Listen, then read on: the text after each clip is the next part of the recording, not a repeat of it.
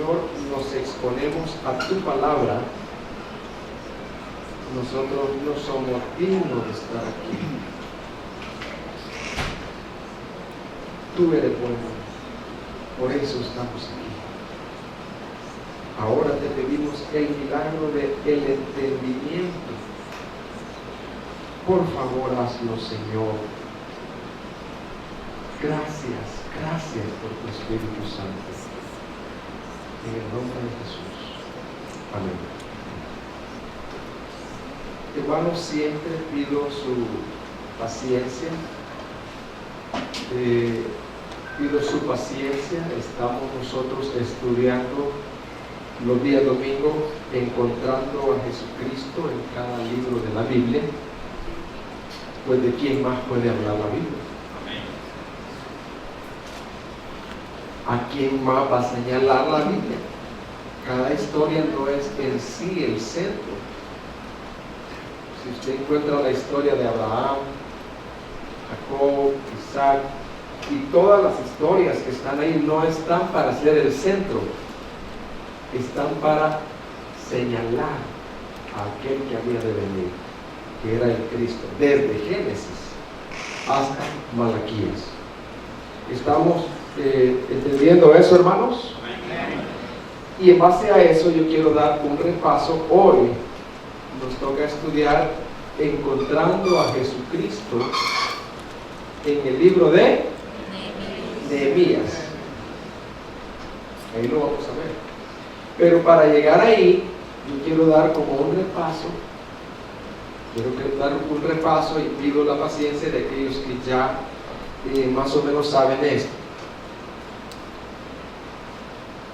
En el libro de Génesis se le llama Génesis porque es el libro de los orígenes de todas las cosas. Dios en el libro de Génesis aparece como el gran creador. Pero Dios como gran creador, hermanos, Él es el rey de la creación. De esa manera Él crea a la primer pareja. ¿Cómo se llamaba esta pareja? Adán y Eva. Dios pone su imagen en ellos y establece un reino con ellos, a fin de que ellos reflejen la imagen de Dios a toda la descendencia que iba a venir, para que esa descendencia conozca a Dios. Los humanos, Adán y Eva, rechazan a Dios. Entonces tenemos una creación rebelde en Génesis capítulo 3. Pero Dios continúa su plan. ¿Cuál era el plan de Dios? Ser el rey, poner su imagen y revelarse a través de los seres humanos a los demás que iban a venir. Dios continúa su plan. Dios continúa su plan de reinar y de darse a conocer a las naciones. Y entonces en Génesis capítulo 12, Dios escoge a un hombre. ¿Cómo se llama ese hombre? Y le promete a ese hombre un rey, un Mesías, un Cristo que iba a venir. Le promete un pueblo de donde saldría ese Mesías. ¿Le promete qué, hermanos? Un pueblo de donde vendría ese Mesías. Le promete una tierra. Ese pueblo es el pueblo de Israel. Ese pueblo fue llevado cautivo a Babilonia, ¿verdad, hermanos? ¿Fue llevado cautivo a Babilonia? No, a Egipto. Por 400 años. Entonces, hasta ahí estamos en Génesis. Pero, ¿de qué trata Éxodo, Levítico, Número y Deuteronomio? ¿De qué trata Éxodo, Levítico y Deuteronomio? Trata de la salida de Israel de Egipto. ¿De qué trata esos 4 libros, hermanos? De cómo Dios les da su ley a ese pueblo para que sean santos, pues Dios es santo y lo adoren. Para que luego ese pueblo de Israel entre a la tierra prometida, la posean y sean una luz reflejando el carácter, la imagen de Dios a las naciones, y de esa manera esperen al Rey Mesías prometido. En el libro de Josué, Dios cumple su promesa que ha hecho al pueblo de Israel. Les da una tierra, ya ellos son un pueblo, y en el libro de Jueces se esperaba que el pueblo guardara la ley, pero se da una completa anarquía en el libro de Jueces. El pueblo vive sin ley, rechazando a Dios como rey, cada uno haciendo lo que bien le parece. ¿Vamos hasta ahí, hermanos? Ahora, en el libro de Samuel, primero y segundo de Samuel son uno solo,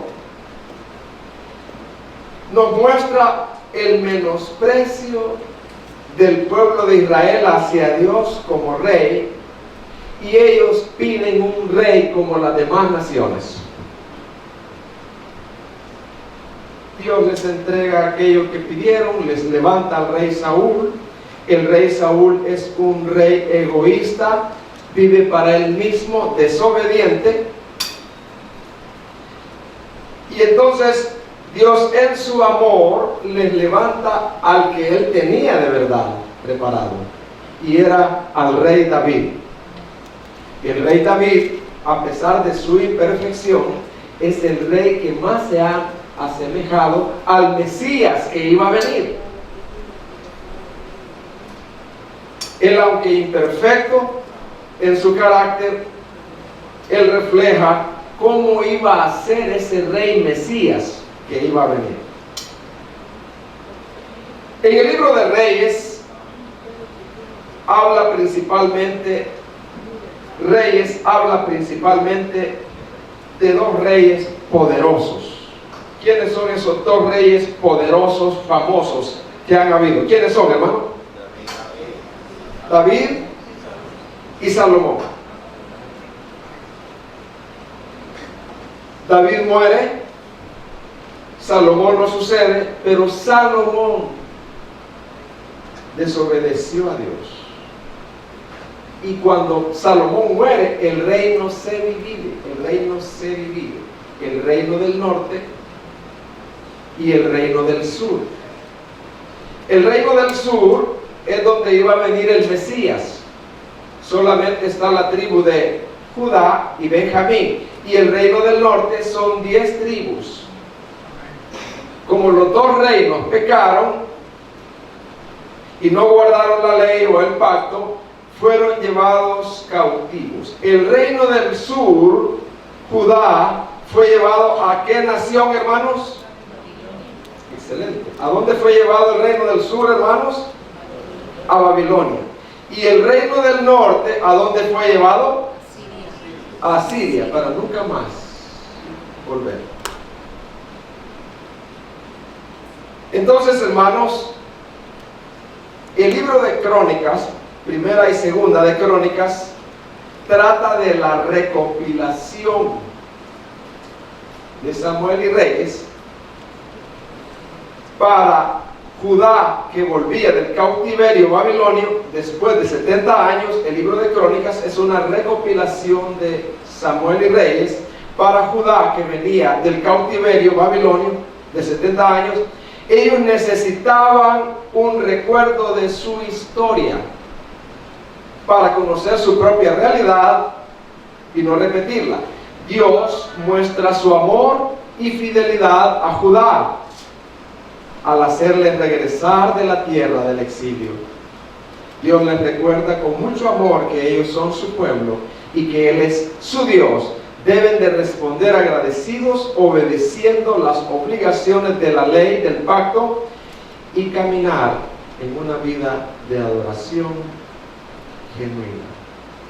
Entonces el pueblo ya está viniendo del cautiverio babilonio, ya está regresando, y entonces ahí es donde entran Esdras y Nehemías, que son un solo libro, ¿verdad?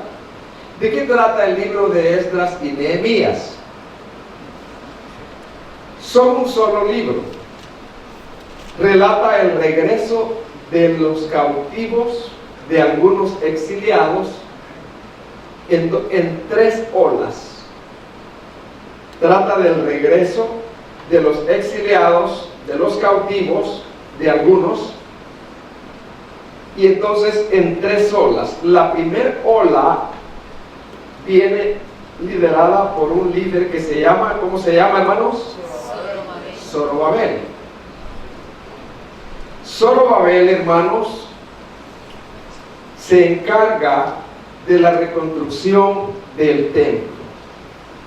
La segunda ola viene liderada por un escriba que se llama, ¿cómo se llama? Esdras. Y trata de la reconstrucción del pueblo. Y la tercera ola viene liderada por el libro que nosotros vamos a estudiar inmediatamente. ¿Cómo se llama? Nehemías, que veremos ahora, que es la reconstrucción de los muros. Entonces, hermanos, vamos a iniciar ahorita con una pregunta. ¿A quién fue escrito el libro de Nehemías? El libro de Nehemías fue escrito para los judíos nacidos en Jerusalén aproximadamente 140 años después del exilio. A ellos fue escrito. Este libro fue escrito para enseñar a esas nuevas generaciones. Oiga bien, este libro de Nehemías fue escrito para enseñar a esas nuevas generaciones que debido a que Dios guarda el pacto, Dios es fiel a su pacto, ellos debían confiar en que Dios cumpliría su promesa. Y por lo tanto, debían vivir fielmente, obedeciendo el pacto, purificándose por medio de él cada día. Y es aquí, hermano, para iniciar, ya rato estoy iniciando, que quiero dar la estructura de lo que vamos a estar tratando este domingo y el próximo, por supuesto, si el Señor no bendice. Si no, nos vemos allá, en el reino eterno. Entonces, esta es la estructura. Ustedes pueden verla ahí.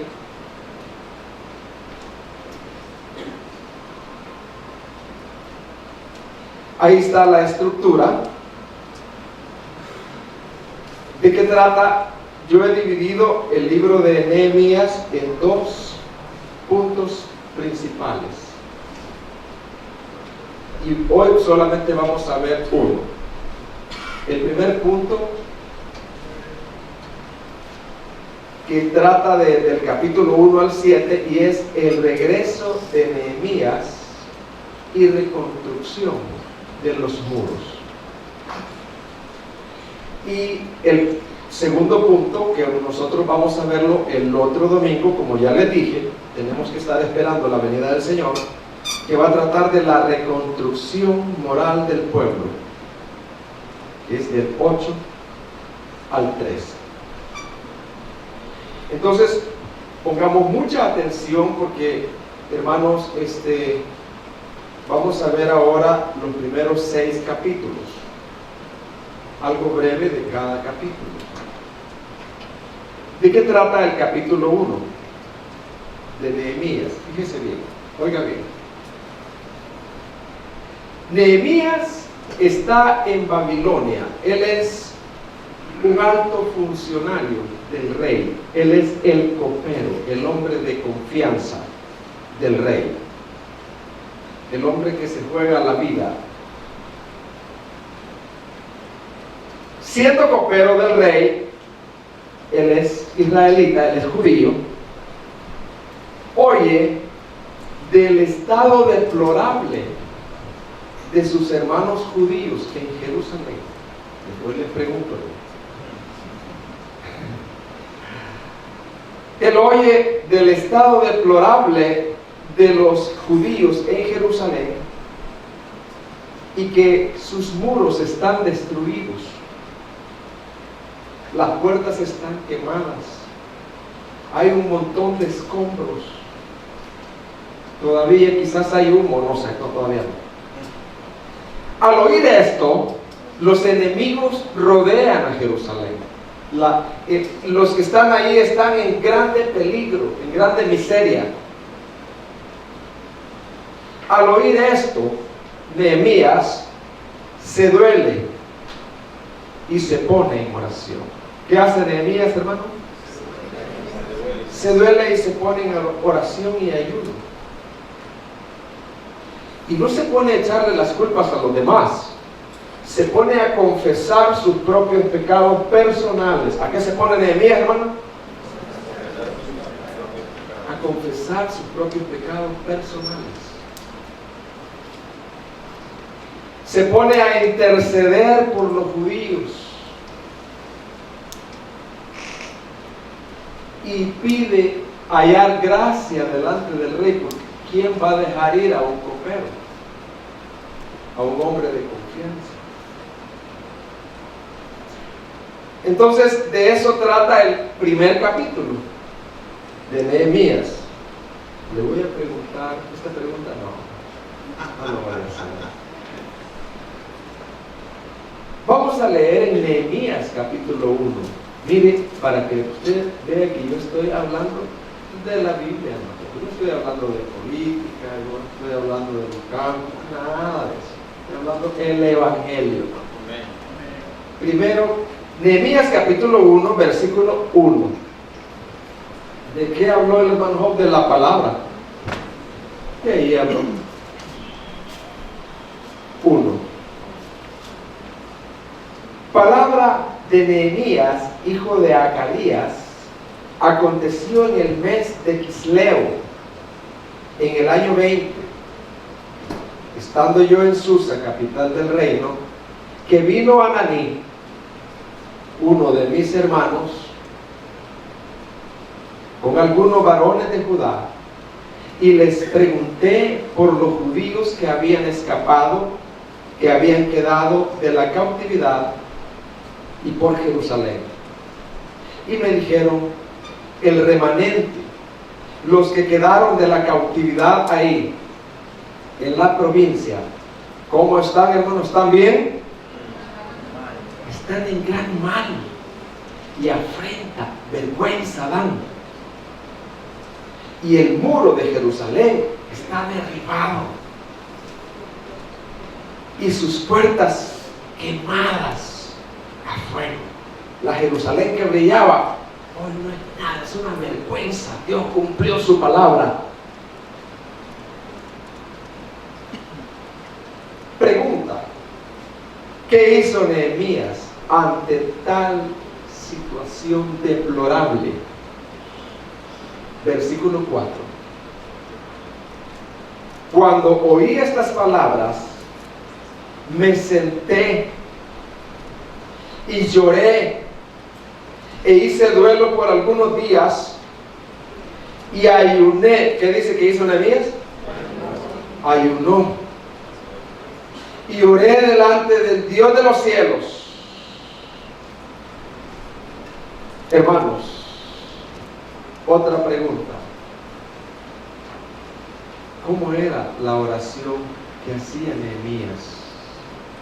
¿Cómo eran las oraciones de Nehemías? ¿Se parecerán las oraciones de Nehemías a nosotros los predicadores de hoy? ¿A nosotros los creyentes de hoy? Mire cómo oraba Nehemías. Fíjese bien, hermano. 6. Esté ahora atento tu oído y abierto tus ojos para oír la oración de tu siervo, que ahora hago delante de ti día y noche. Era un hombre de oración. ¿A qué horas oraba Nehemías? Día y noche.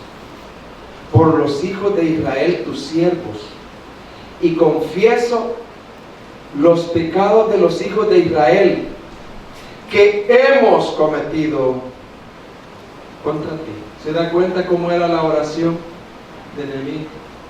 Ustedes, los pecadores, ustedes han pecado. No, Nehemías dice que hemos pecado, porque él era un hombre de Dios, y el hombre de Dios no ignora la santidad de Dios y la depravación total humana, la depravación que hay en los pensamientos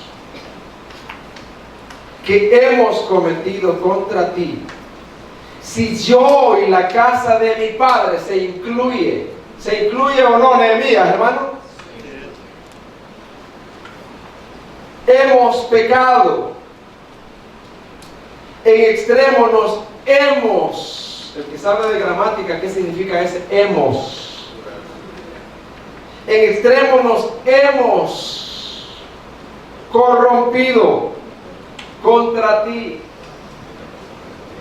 Y no hemos guardado los mandamientos, los hemos menospreciado.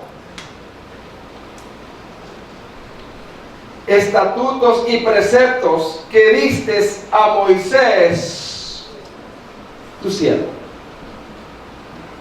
¿Cuántos podrán decir, hermano, yo estoy aprendiendo mucho ahorita de la oración de Nehemías? Yo creí que la oración era, Señor, que nada me pase. Yo quiero estar saludable. Es que teniendo salud, hermano. Y siendo creyente, ¿verdad? Es que, hermano, estando con salud, yo le pido a Dios que no. Hermano, Nehemías está pidiendo por lo esencial, por su pecado. No solo por el pecado de los otros, sino por su pecado, por su depravación, por su alejamiento, por haber violado los mandamientos del Señor. Hermano, ¿cómo andamos con ese mandamiento que dice, no codiciarás? Yo sé que ustedes cumplen ese mandamiento.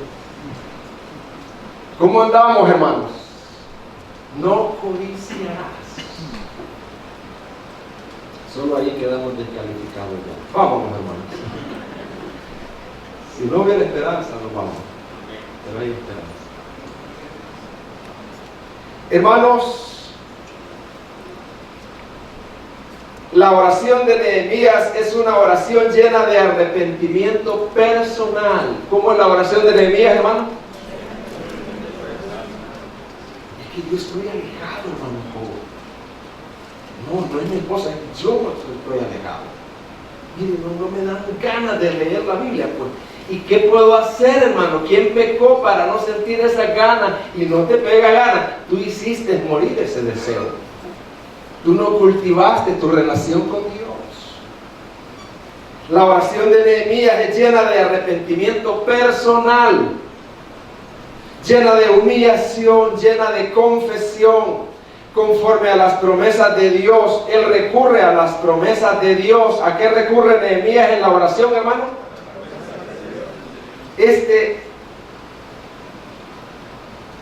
Nehemías, ante la necesidad deplorable de los judíos, una ciudad sin muros, insegura, se puede ver el corazón también de él, un hombre de fe, sensible a las necesidades de sus hermanos.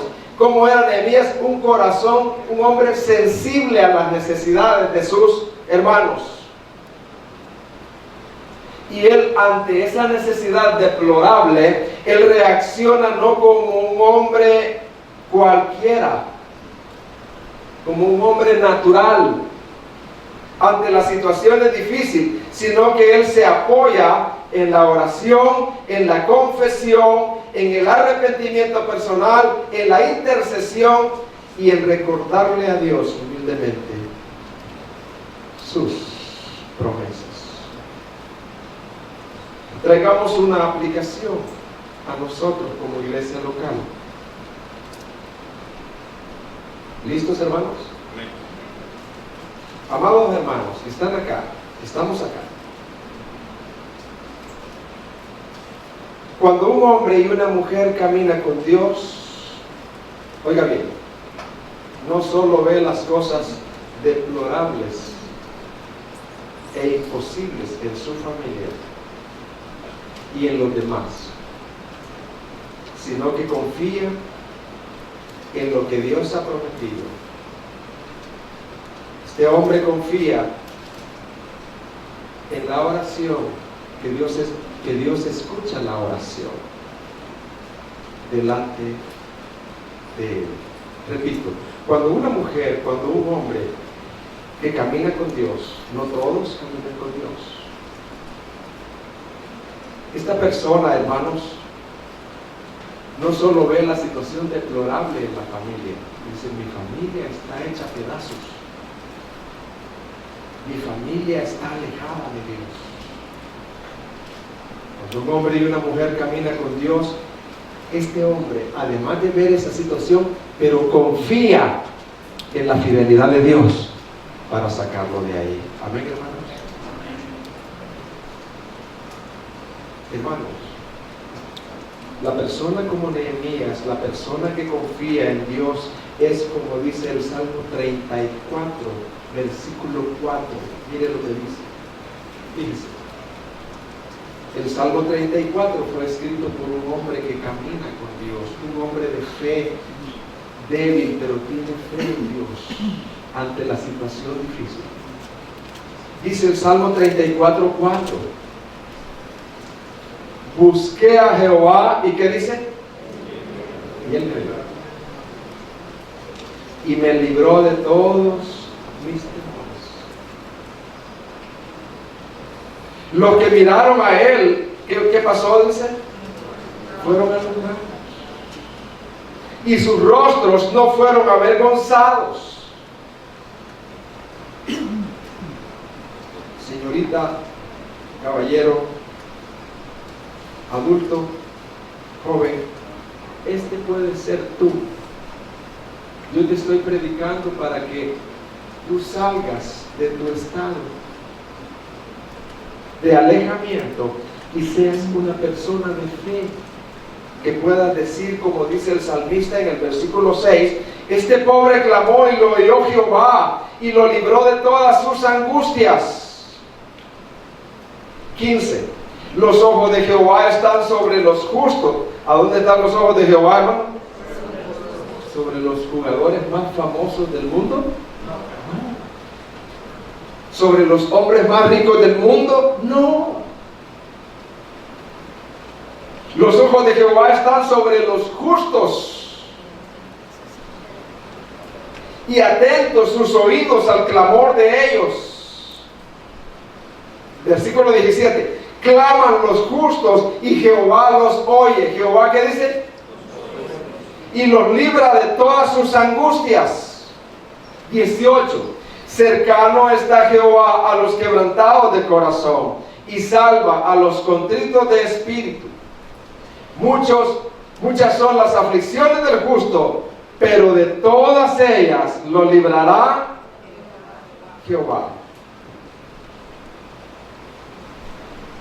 Amado hermano, amada hermana, pueda que en tu familia y en tu alrededor hayan cosas difíciles. Hayan cosas, como hermano, difíciles de arreglar, nudos que no se pueden soltar, nudos que están ahí para estar eternamente y no soltarse. Pueda que en tu vida hayan esos nudos, familia, imposibles de soltar, pero podemos venir a Él, como lo hizo Nehemías. No te desanimes. Un comercial. Sábado 1 de abril hay un ayuno acá, de 8 a 12. ¿Cuándo va a ser el ayuno? Puede venir. Por supuesto, si eres una mujer o un hombre de Dios. Si tú crees que puedes arreglar las cosas, no vengas. No ores, dedícate a otra cosa. Pero si tú crees que las cosas se arreglan delante de Dios, ven a orar. Por lo menos estuvimos delante del Señor. Nosotros somos llamados a obedecer a Dios, a obedecer a las santas convocaciones. Hoy fuimos a traer allá. No había mucho para Salvador. ¿Cuánto había en Salvador? Pero Salvador y yo fuimos porque somos llamados a obedecer, ir a predicar y ir a recoger el fruto. Somos llamados a eso. Lo demás, dejémoselo. Somos llamados a orar, pero dejémosle los resultados al Señor. Pero oremos. Busquemos al Señor. Así que no les digo cuántos van a venir para que no me mientan. ¿Cuántos van a venir? A ver, mejor ahí voluntariamente. Así que de eso trata el capítulo 1. Vamos ahora al capítulo 2. Este mensaje va a estar largo, ¿no? Pues sí, todo el domingo, hermano. El domingo es día del Señor. Fíjese de qué trata el capítulo 2. En este capítulo 2 se puede ver cómo Dios contesta la oración de Nehemías y lo envía. ¿De qué trata el capítulo 2, hermanos? De cómo Dios contesta las oraciones y lo envía con todo lo que necesita. Él lo envía bien, con una mochila bien grande, para construir los muros, con todas las chequeras, con todo lo que él necesita ahí, para que le extiendan allá los bancos de Jerusalén, todo lo que él necesita. Nehemías llega a Jerusalén. Bueno, de Babilonia a Jerusalén estaba más o menos aproximadamente entre 4 y 5 meses.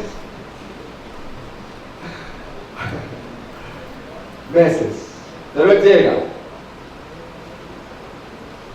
anima al pueblo a reconstruir los muros según la buena mano de Dios, pero también recibe la oposición. ¿Qué recibe Nehemías, hermano?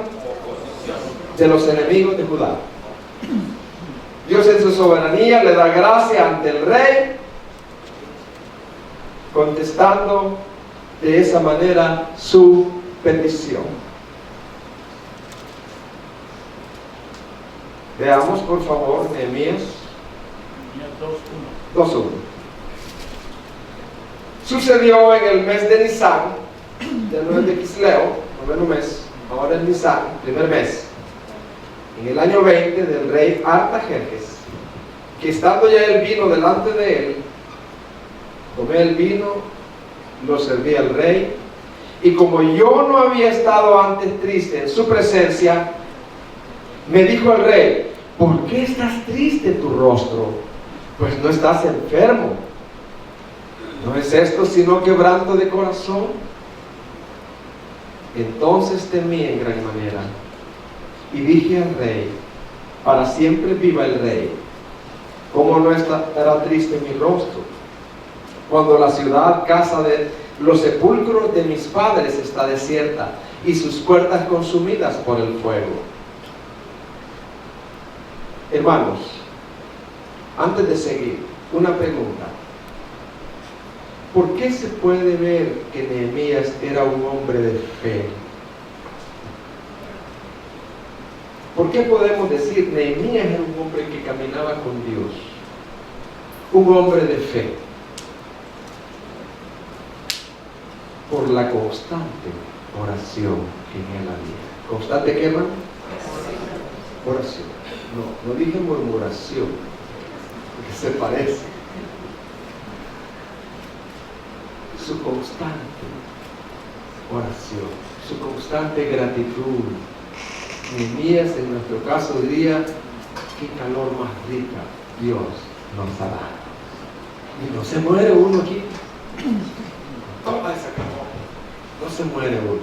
¿Alguien se ha muerto aquí en San Miguel de Calor? Nehemías oraría así. Él era un hombre de constante oración.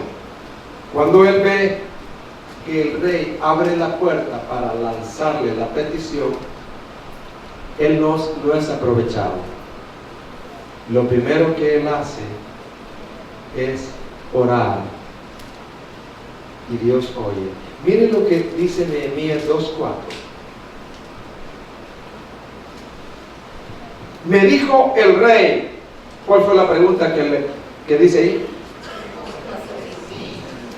El rey Artajerjes, el rey del mundo, ¿no? Le pregunta a Nehemías, ¿qué cosa pide, hermano Rubén? De aprovechar, hermano. Pido esto, bien. Pido la construcción de esto, pido suplir esto, pido esto y esto, todo nuevo. Pido esta deuda saldada, esto también, y ahí. La madera. Hermanos, Nehemías era temeroso de Dios. Era un hombre de fe. ¿Qué hizo él ante la oportunidad? Y le dice, ¿qué pides? ¿Qué hizo Nehemías, hermano? Oré a Dios de los cielos. Él oró adentro. No es que, permítame, voy a orar. No. Allá en lo íntimo, el Señor, ayúdame. Tu voluntad, ayúdame. Y dije al rey, después de orar, si le place al rey, tu siervo ha hallado gracia delante de ti, envíame a Judá, a la ciudad de los sepulcros de mis padres, y la reedificaré. Y carta para Asaf, guarda del bosque del rey, para que me dé madera para enmaderar las puertas del palacio, de la casa, y para el muro de la ciudad y la casa en que yo estaré. ¿Y qué pasó, hermanos? Y me lo concedió el rey. ¿Según qué, hermano? Según la benéfica mano de mi Dios sobre mí.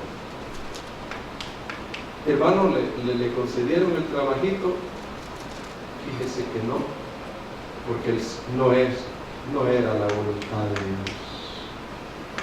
Y le dieron el trabajito. Sí, hermano, porque era la voluntad de Dios. La mano de Dios estuvo ahí para darlo como para impedir, porque Dios quita, pero también da. Uno solamente ve una cara. Sí, que Dios fue bueno, pero también fue bueno al no dar. Jehová dio y Jehová siendo bendito. Así que ahí está. Hermanos, además la reconstrucción del muro es una historia. La reconstrucción del muro, dice un autor, es una historia de conflictos constantes. ¿Una historia de qué, hermano? Suspenso y acto heroico. Es un acto, ahí se ven las valentías. Y en el versículo 10 y 19 se ve la oposición de los enemigos de Dios. Pero en el versículo 20, miren lo que dice. Los enemigos se le opusieron. ¿Qué hicieron los enemigos, hermano? Entonces, los judíos. ¿Qué van a hacer estos judíos? Sanbalat y Tobías aparecen ahí. ¿Qué van a hacer estos judíos? ¿Van a reconstruir el muro? No puede ser. Se están rebelando contra el rey. No. Hermano, se ve la valentía de este hombre. Y le dice, y en respuesta le dije, el Dios de los cielos, Él nos prosperará. ¿Quién nos prosperará? Y nosotros sus siervos nos levantaremos y edificaremos, porque vosotros no tenéis parte, ni derecho, ni memoria en Jerusalén. Si yo les preguntara, ¿de qué trata el capítulo 2 de Nehemías? ¿Me podrían decir?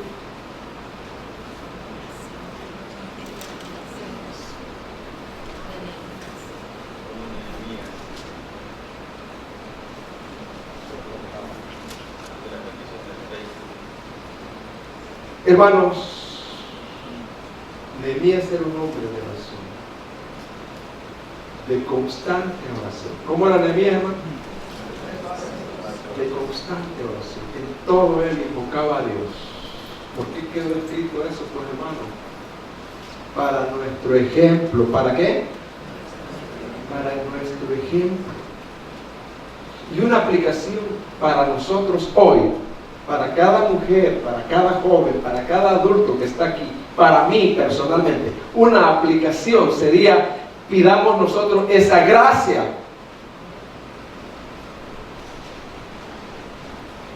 Imagínense ustedes que tienen un negocio. Todos nosotros nos vamos a ser negociantes ahorita. ¿Qué somos nosotros ahorita? Usted dice: empleados, venga. ¿Qué va a ser el jefe hoy? Fíjese que fui a una reunión y yo no fui solo por ir, no. Yo fui a oír la palabra de Dios y a ponerla en práctica. Así que, empleados, algunos de ustedes van a una iglesia, tienen fe, yo dirija la oración. Vamos a encomendar este día al Señor. Y que la señora sea una empresa de ventas de pupusas, empresa de venta de tortillas, lo que sea, ¿no? Vamos a dar lugar en este negocio a nuestro Señor. Vamos a orar, vamos a encomendarlo, vamos a decirle: Dios, dependemos de ti, tú nos lo has dado, pero dependemos de ti. Efesios 6, 18, una aplicación para nosotros.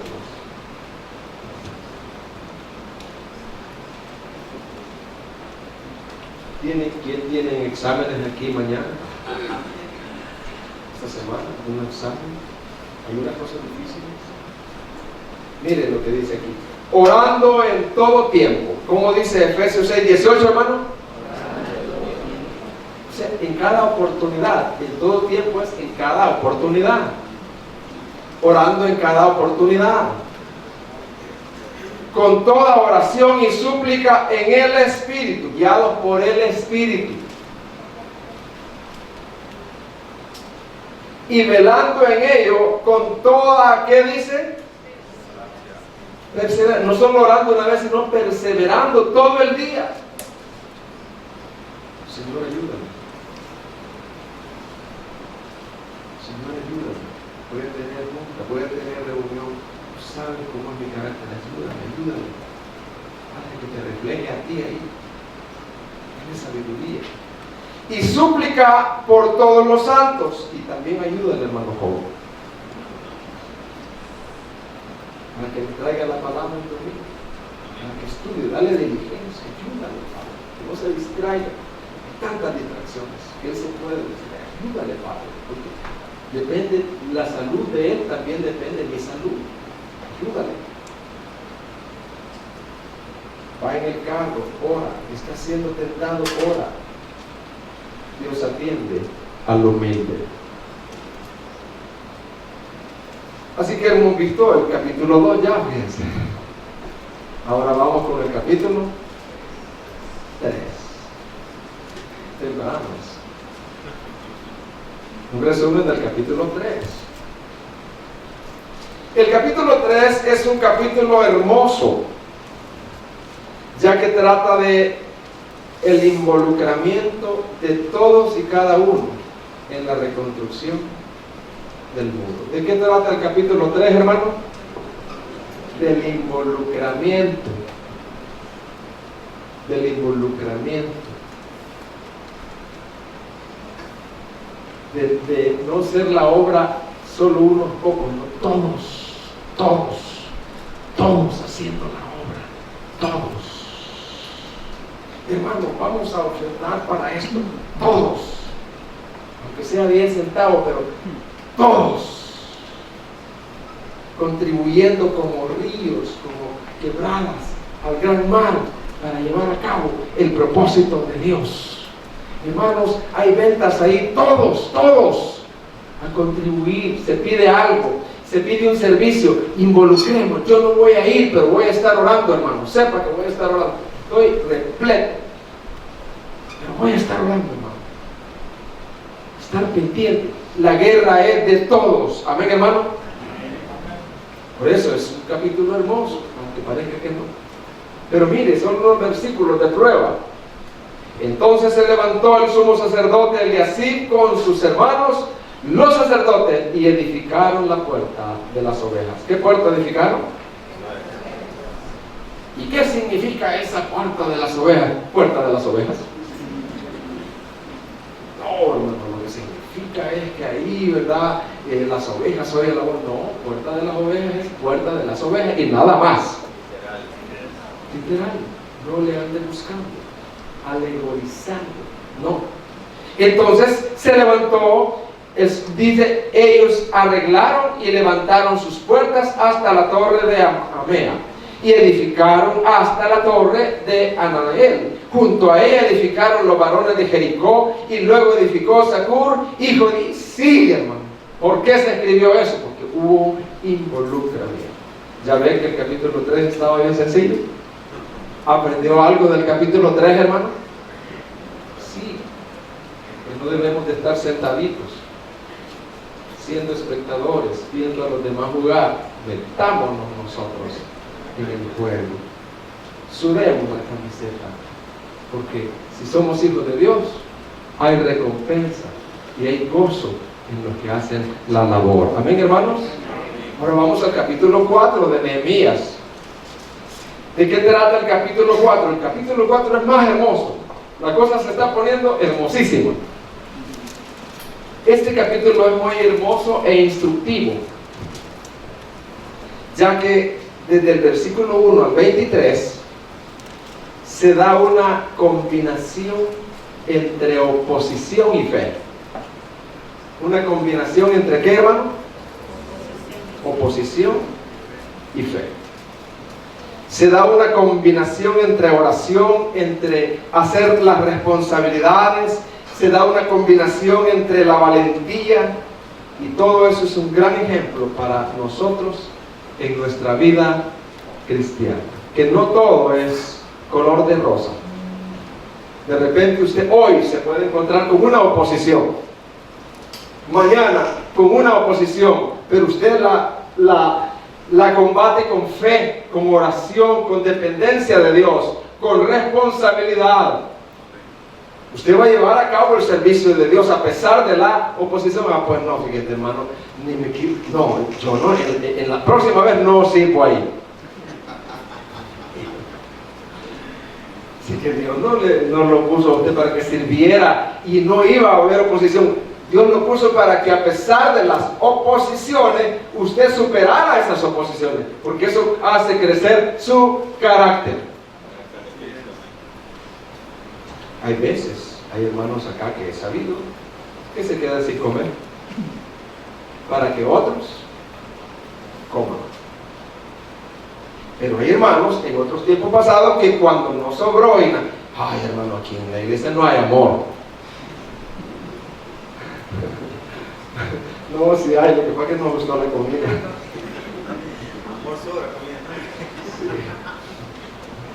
Y Dios lo orquestó de tal manera para probar ese corazón tan alejado de Dios, tan alejado de la Biblia. ¿Acaso no sufrieron oposición? ¿Acaso Cristo no fue crucificado? ¿Y qué hizo Él? No, Él siguió, hermano. Así que, hermano, de eso trata el capítulo, ¿qué? 4. ¿Listos para una aplicación, hermanos? Ahí voy. Fíjense bien. Siempre, en toda labor, en todo servicio, habrá oposición. ¿Habrá qué, hermano? Oposición. Segunda de Timoteo 3:12, miren lo que dice. También todos los que quieran vivir piadosamente en Cristo Jesús, Dios los va a bendecir. Así dice ahí. Nada les va a pasar.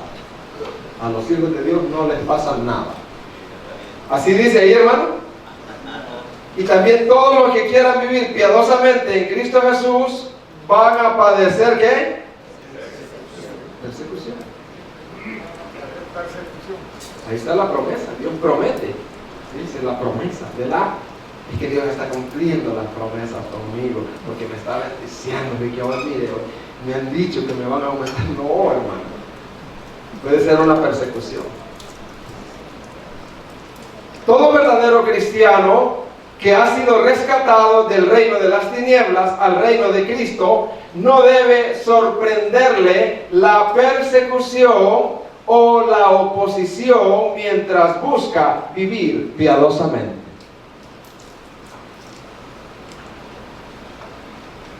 fui a una iglesia allá, era una iglesia clandestina, allá en Turquía. Y era muy normal cuando el predicador preguntó: ¿cuántos de ustedes han estado presos aquí por causa del Señor? Como 8 o 9 levantaron la mano. Iraníes, muy normal haber estado preso por causa del Señor. Antes era amigo del mundo, tú eras amigo del mundo, amigo de la carne y amigo del diablo. Ahora ellos son tus enemigos. Ahora, si estamos en Cristo, ¿ahora qué son ellos, hermano? Entonces no espere grandes cosas de ellos. Es que mire, hermano, ahí en el trabajo, apenas cometo un error y sos cristiana, ¿verdad? ¿Y qué espera, bueno? Y mire, y dicen que son cristianos aquí en la escuela. Y mire, y en la iglesia, y se la llevan de cristianos, mire. Y que hermano, ¿qué esperamos? Que taparle la boca a todo y que, no, hermano, mire, solo cosas dulces. Hermano, el mundo está al acecho. El diablo los atiza y los demonios están para quebrantar nuestra mente, nuestro corazón. Uno está haciendo bien la cosa, llorando y todo, y ¡fla! Viene el dardo. Hermano, ¿qué debemos de esperar en una batalla, hermano? ¿A qué vamos a una batalla, hermano? Hay flechas, pero Dios ha dejado la oración. Amén, hermano. Dios ha dejado el fortalecernos con la palabra y sus promesas. Tomar acciones, estar en guardia. Miren, hermano, ¿sabe que el diablo odia o no la familia, hermano? Sí y no, fíjense. La familia que está con él, ¿para qué? Están con él. Pero el diablo odia cuando una familia, cuando el padre dice: ya no voy a ser el que engendra, solo el que provee comida. Yo ya no voy a ser el que ve tele por horas. No, Dios me ha hablado y ya no voy a ser ese Adán descuidado que ve a su familia llevada por la serpiente y no dice nada. No, señores, de hoy en adelante, con la ayuda de Dios, voy a ser el sacerdote del hogar. Hey, mi papá,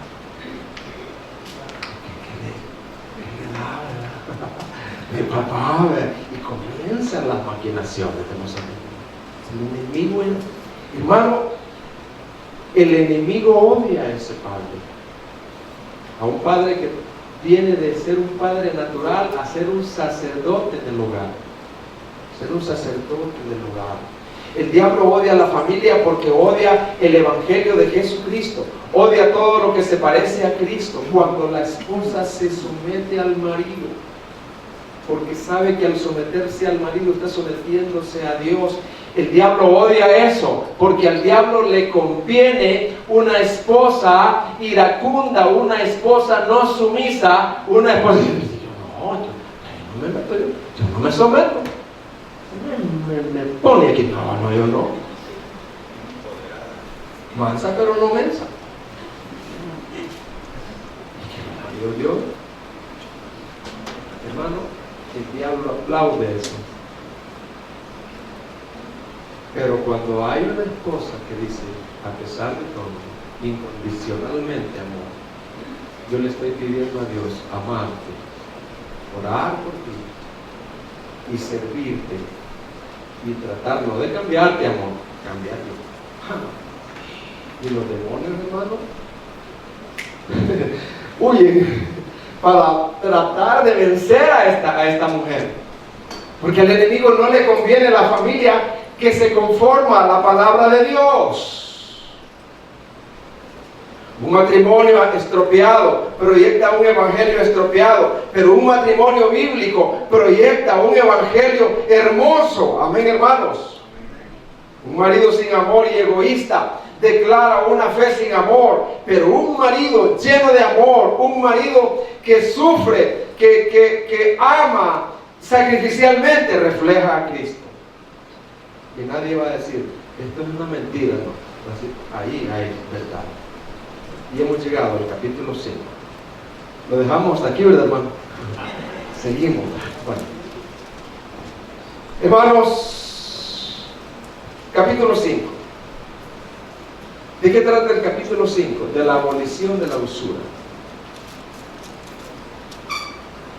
Habla de las injusticias de los gobernadores anteriores que gobernara antes Nehemías, los cuales estos gobernadores se aprovechaban y se enseñoreaban del pueblo económicamente, pero Nehemías no lo hizo, y él atribuye la causa al temor de Dios que había en él. ¿A qué atribuye él? Al temor de Dios que había en él. Miren Nehemías 5:15. Pero los primeros gobernadores que fueron antes de mí abrumaron al pueblo, tomaron de ellos por pan y por el vino más de 40 siclos de plata, y aunque sus criados se enseñoreaban del pueblo, pero yo no hice así. ¿A causa de qué, dice? ¿A causa de qué? El temor de Dios. ¿Sabe qué es el temor de Dios? Es una reverencia a Dios. Porque yo no voy a piropear a una señorita. Porque no le voy a hablar indirectas. A causa del temor de Dios. A causa de la reverencia que yo tengo hacia Dios. ¿Por qué yo te voy a pagar lo que te debo? A propósito, si le debo a usted, venga a mí, yo le voy a pagar. A causa del temor de Dios en mí. A causa de la reverencia a Dios. Porque yo reverencio a Dios y tú llevas la imagen de Dios. Yo debo de estar en paz contigo en todo lo que pueda, pero el que no reverencia a Dios, yo no le pago carne. Él está joven. Él está joven. Él es Cristo. No. El que reverencia a Dios es un cristiano que se parece a Dios. Amén, hermanos. Proverbios 8:13 dice: el temor de Jehová es aborrecer el mal, y es todo tipo de mal. Así que, hermanitos, si usted le debe a alguien, trate de decirle: mira, hermano,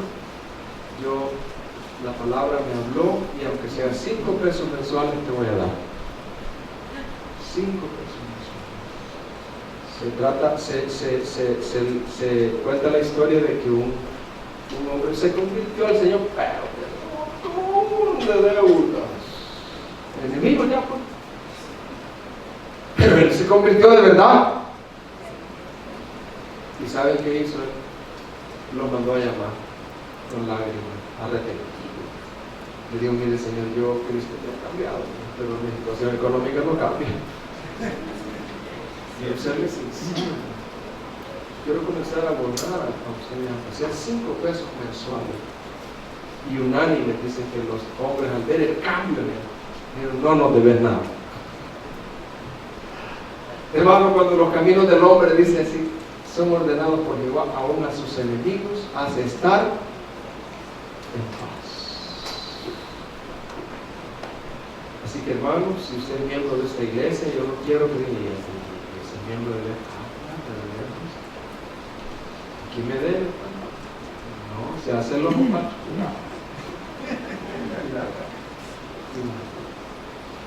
A causa del temor, a causa de la reverencia.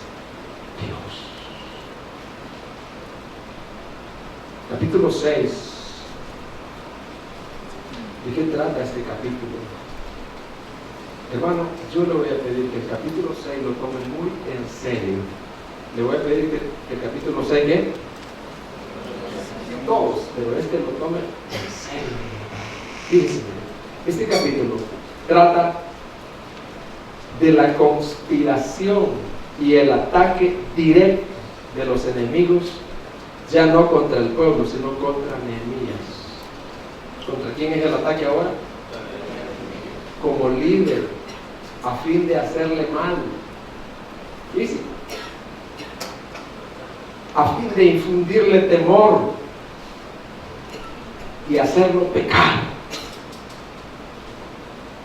A lo cual Nehemías, ante la oposición directa, ora al Señor. ¿Qué hizo Nehemías, hermano? Como siempre lo ha hecho.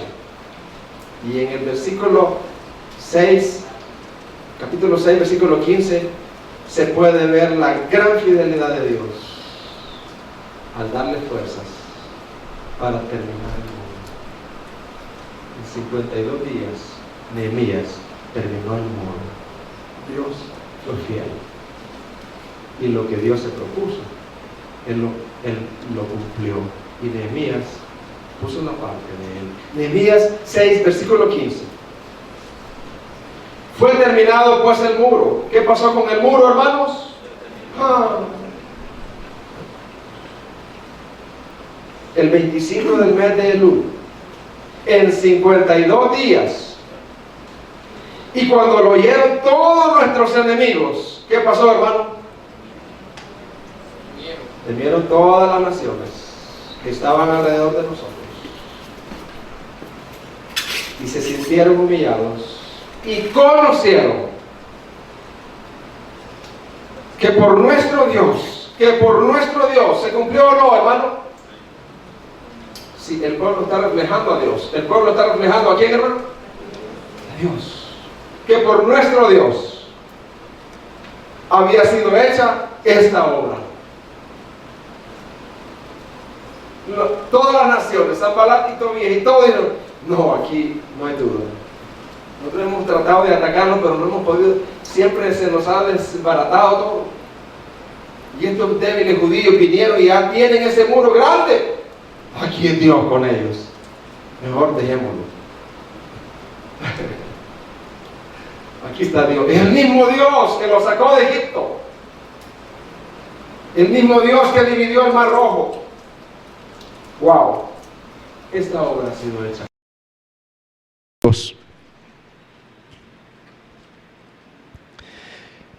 Amados hermanos, ¿listos para la aplicación? ¿Listos, hermanos? Amados hermanos, qué importante es que la iglesia, esta iglesia, eleven oraciones en sus acciones, en sus oraciones privadas por los líderes, incluyendo al pastor Job. ¿Incluyendo a quién, hermano? Oren, por favor.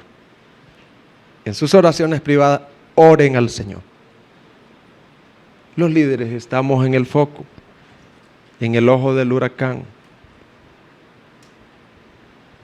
Satanás tiene tentaciones especiales para ellos.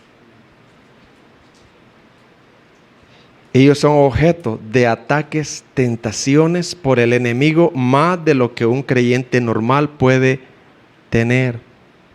Por tal motivo se debe orar por ellos. Amén, hermanos.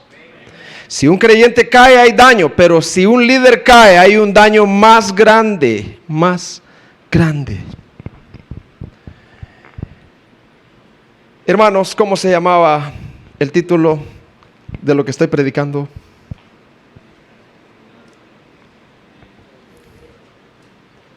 Encontrando ¿qué? A Jesucristo en el libro de Nehemías. Y ahorita vamos a verlo brevemente. ¿Quién era Nehemías, hermano?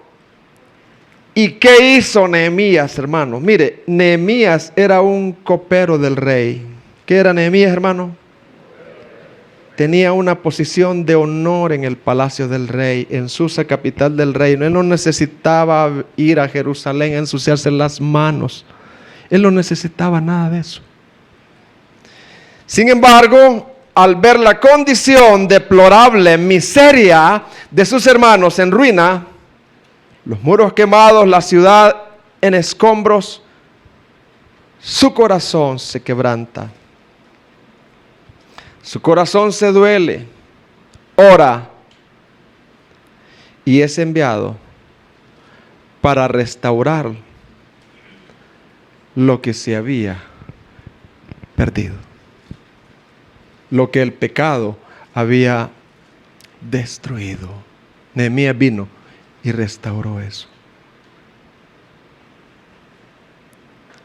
Hermano, ¿qué pasó en el jardín del Edén?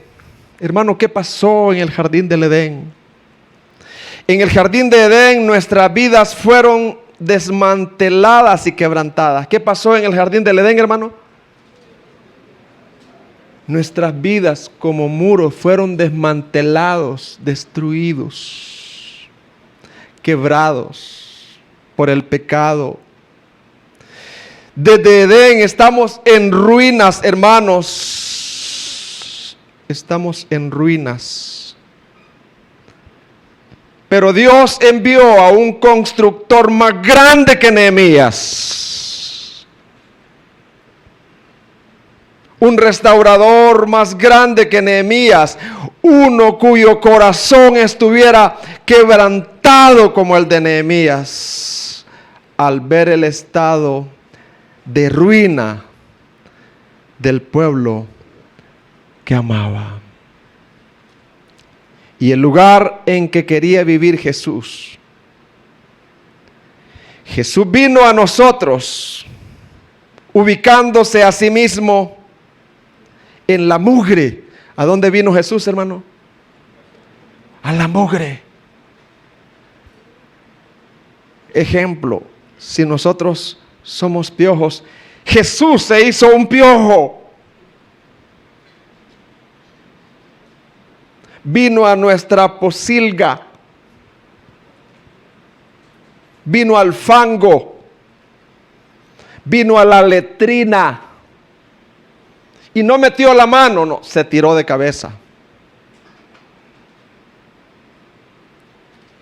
para realizar el trabajo que se necesitaba para rehacernos de los escombros. Y Él comienza a edificar de los escombros una iglesia, su iglesia, compuesta por piedras vivas. Amén, hermanos. Una iglesia no construida como los muros que construyó Nehemías en 52 días, que hoy ya no hay. No, una iglesia con piedras vivas. Y Dios promete que los poderes del infierno no serán capaces de penetrar esas murallas. Y la iglesia prevalecerá. Y la iglesia seguirá avanzando. Tú y yo, mientras tanto, que tenemos que hacer, cuidarnos y ser fieles a Dios del pacto. Ser fieles a Jesús. Ser fieles discípulos de Jesucristo. Amén, hermanos. He ahí Jesucristo en el libro de Nehemías. ¿Y qué vamos a hacer con aquellos que están en miseria? Destruidos por el pecado, sin Dios y sin esperanza en el mundo. Ojalá que Dios nos dé un corazón como el de Él. Yo me imagino que, ¿qué haría yo si mi hijo cayera en la desgracia? Y pasando yo por ahí, por una cantina o una drogadicción, lo veo que tiene 10 años de estar hundido en la desgracia. Si ese es mi hijo, ¿qué haría yo, hermano?